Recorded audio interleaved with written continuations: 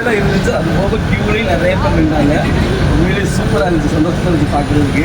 இது நம்ம நிறைய கடை ஓப்பன் பண்ணியிருக்கோம், உங்களுக்கு தெரியும். எட்டாவது உண்மையிலேயே வாழ்த்துக்கள் மேம். 8வது பிரான்ச்சு யாருமே எட்ட முடியாத அளவுக்கு போக டவுட் இருக்கு.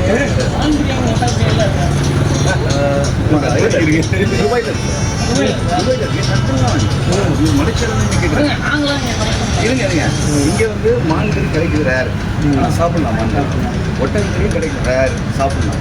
துபாயில் ரேர் கிடையாது. ஹலாலானதெல்லாம் இங்கே அப்ரூவல் தான். மலேசியாவில் முஸ்லீம் கண்ட்ரி.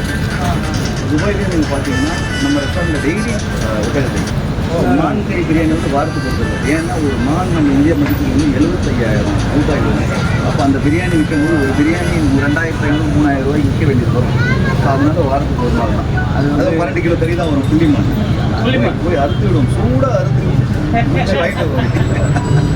அது மாதிரி இந்தியாவில் வந்து ஒரு நேஷனல் அனிமல். ஸோ அவங்களுடைய சைட்லேருந்து அவங்க கரெக்டு இல்லையா? அவங்க நாட்டுக்கு ஒரு நேஷனல். அதே நீங்கள் துபாயில் கழுகு மேலே கை வச்சிட முடியாது. ஸோ கழுகு வந்து நேஷனல் அனிமல். அதை நீங்கள் ஏதாவது அடிஷன் கூட பயங்கர ஜெயில் தண்டனை. அதை வளர்க்கணும்னா கூட வளர்க்கலாம், லைசன்ஸ் வாங்கி தான் வளர்க்கணும். கழுகு மயிலை வந்து செதைச்சிடலாம் நீங்கள், அது கூட சாப்பிடலாம். அதை இந்தியாவில் பண்ண முடியாது. National animal, national bird.